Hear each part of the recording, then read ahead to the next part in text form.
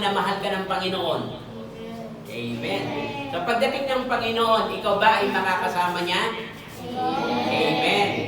Okay, paano ba makasama? Number one, ay kapag ikaw ay nagsisi ng kasalanan at pangalawa, ikaw ay tumanggap kay Kristo. Makakasama ka sa pagdating ng ating Panginoon sa Kristo. Isipin nyo, ang ganda na mangyayari sa atin. Para tayong si Superman. Dahil tayo ay aangat sa Florida. Okay? At tayo ay kukunin ng Panginoon. Parang si Superman. Okay? So, ganun katindi yung pagdating ng ating Panginoong Hesukristo. Okay? So, kaya nga tayo ay patuloy na maging righteous sa Kanyang harapan. Okay? Hindi lamang yun, no? Ang sabi nga dito, no, yung moment, no, what is the purpose of Christ coming? Yung purpose ng pagdating ng Panginoon Kristo ay nais niya na tayo ay magkaroon ng kasiyahan. Hindi lamang kasiyahan, kundi yung sinasabi sa banal na kasulatan na yung body natin ay gagawin ng Panginoon na pinakamagandang body. Na yun yung sinasabi sa 1 Corinthians 15, no? 15:51 hanggang 53. No, ang sabi diyan, "Behold, I show you a mystery, we shall not all sleep, but we shall all be changed." No? Babaguhin tayo ng Panginoon. In a moment, in the twinkling of an eye, at the last trump, for the trumpet shall sound, and the dead shall raise incorruptible, and we shall be changed. For this corruptible must put on incorruption, and this mortal must put on immortality. So kaya mapapansin po natin, yan yung purpose ng pagdating ng ating Panginoon. No, ang sabi pa diyan, ang purpose pa niya, Philippians 3:21, "Who shall change our vile body, that it may be fashioned like unto His glorious body." Pareho ng body ng ating Panginoong Jesucristo. Glorified body. No, yung sa Panginoong Jesucristo, glorious body. Yung sa atin naman, glorified body. According to the working whereby He is able even to subdue all things unto Himself. Okay? So makikita po natin yan. The glorified body, then will a body visible to physical eyes. No, ito po yung glorified body. Just as Christ was visible after His resurrection. But that body will be without sin and corruption. No, dahil yung ating katawan ay wala na sa kasalanan. No, wala na yung lust of the flesh. No, kundi tayo ay binago na ng Panginoon. So ginawa niya ng glorified body. So pag sinabing glorified body, hindi ka na makakapag-isip ng mga masama sa kapwa mo. Hindi ka na magnanakaw, hindi ka na sinungaling. Hindi ka nag-inom. Hindi ka na. Okay, maraming Hindi po nag-drugs. mga kasalanan. Okay, tama. Okay. Talagang ano yan preacher So, okay. So kaya nga, maraming gagawin sa atin ng Panginoon. Okay? So, yan yung kapangyarihan niya. Ngayon, ano ba yung signs ng pagdating ng Panginoon? Ang signs ng pagdating po ng Panginoon ay yung mga tao ay magmamahal sa sarili niya. Hindi niya naiintindihin yung mga bagay na paglilingkod sa Panginoon, kundi mahal niya yung sarili niya. Minamahal niya. Hindi lamang yon. Yung mga tao ay magiging sakim, magiging kobetus. Okay? Dumarating na ba yung mga taong ganyan sa panahon ngayon? At yan ang sign ng pagdating ng ating Panginoong Hesukristo. Magkakaroon yung mga tao na pagmamalaki. Hindi lamang yan. Sila ay magbablaspheme sa harap ng Panginoon. So marami na ngayon ang nagko-commit ng blasphemy sa harap ng Panginoon. Lalo na yung sa ngayon, yung tinatawag na mga LGBT. They are committing blasphemy against God. Dahil, ganito yon. Ginawa ka ng Panginoon na lalaki, hindi mo dapat baguhin. Kaya ikaw ay lalaki. Okay? Wala nang iba. Okay? Ginawa ka ng Panginoon na babae, so hindi mo siya pwedeng baguhin na gagawin mo tomboy. lalaki. Okay? So kaya nga yung LGBT, okay, yan ay blasphemy against God kasi you are created by God na ganyan ka. Bakit blasphemy? Kasi ganito, nagiging blasphemy yun kasi para mo sinasabing kulang pa yung paggawa ng Panginoon sa'yo. Panginoon, ginawa mo kung ganito. Gusto ko, lagyan mo pa ako ng ganito at lagyan mo pa ako ng ganito. Hindi ka kontento. So that is blasphemy. Hindi ka kontento dun sa pag-create sa'yo ng Panginoon. So kaya, nagiging blasphemy siya. So, okay? So kaya nyo nang ipaliwanag sa iba, no? Kapag mayroong mga nagtanong, bakit blasphemy? Okay? So anyway, yung po mga tao sa panahon ngayon ay nagkakaroon ng disobedient to parents. Hindi na sila nagiging masunurin sa kanilang mga magulang.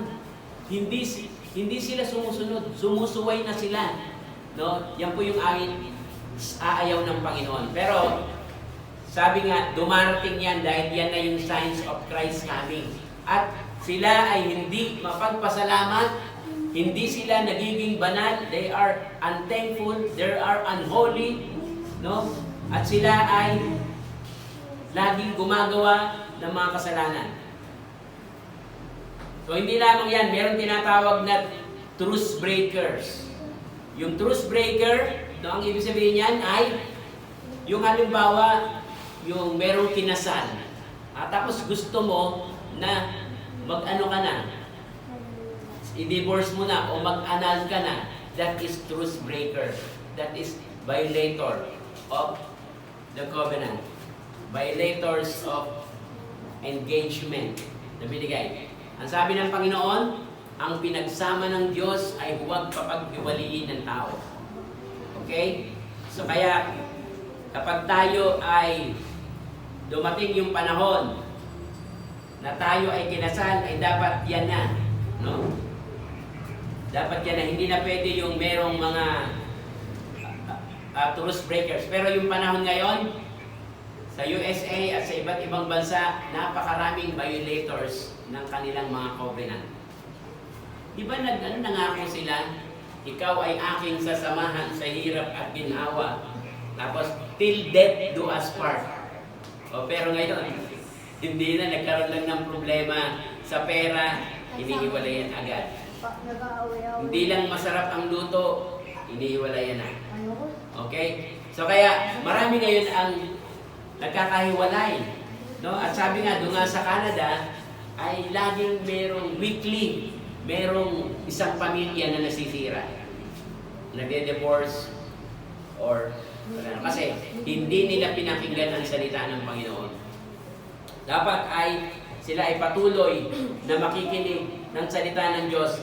Nandito yung mga tao sa ngayon na sila ay traidor, no? Mga traitors, napakarami yan, at mga heady, yung matitigas ang kanilang mga ulo.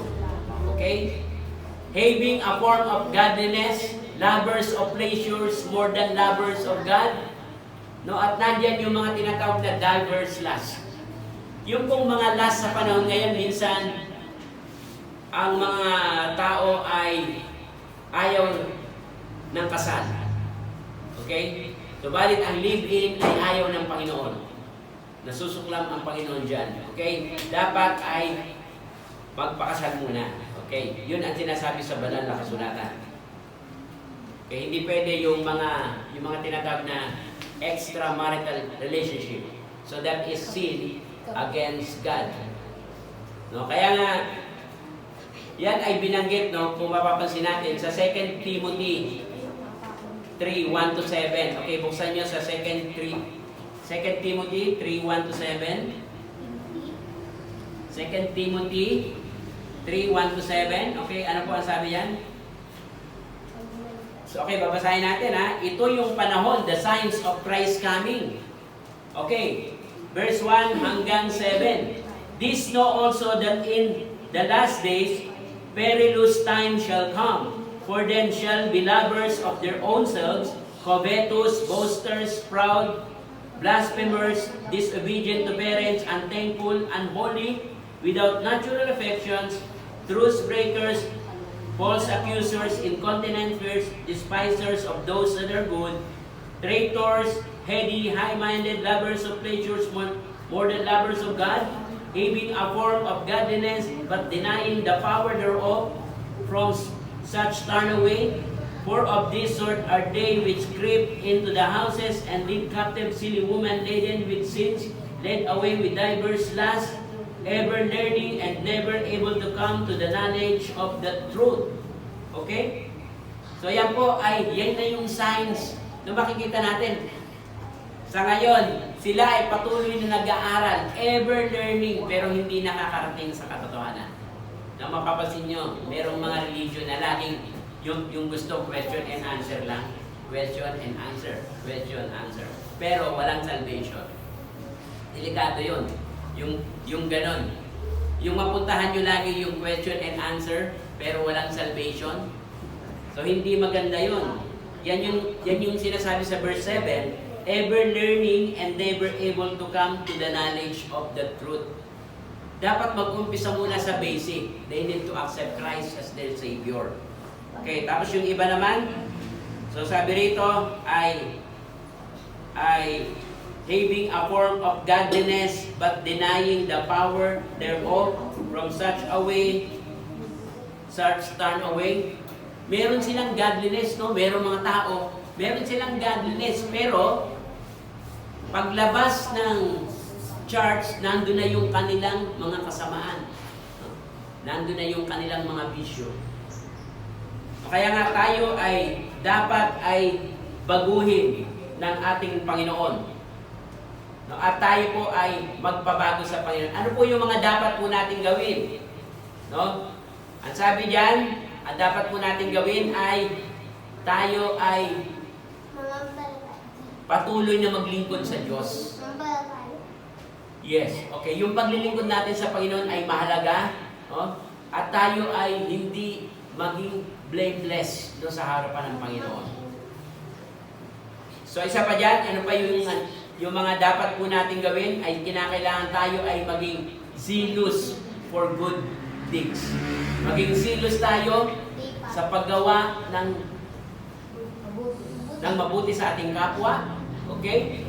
At tayo ay patuloy na tumingin sa Panginoon, looking for the blessed hope and the glorious appearing of the great God and our Savior, Jesus Christ, who gave Himself for us, that He might redeem us from all iniquity and purify unto Himself a peculiar people, zealous of good works. No, tayo po ay binanggit ng Panginoon, no? Hindi lamang tayo ambassadors of Christ, we are peculiar people. Tayo ay kakaiba sa ibang mga tao.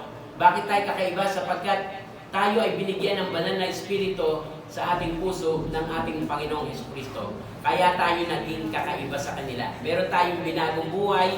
Ang sabi sa banal na kasulatan, zealous of good works. No, tayo ay patuloy na gumagawa ng kabutihan sa ating kapwa. No, yun pong binabanggit sa Bible na we need to be zealous. No?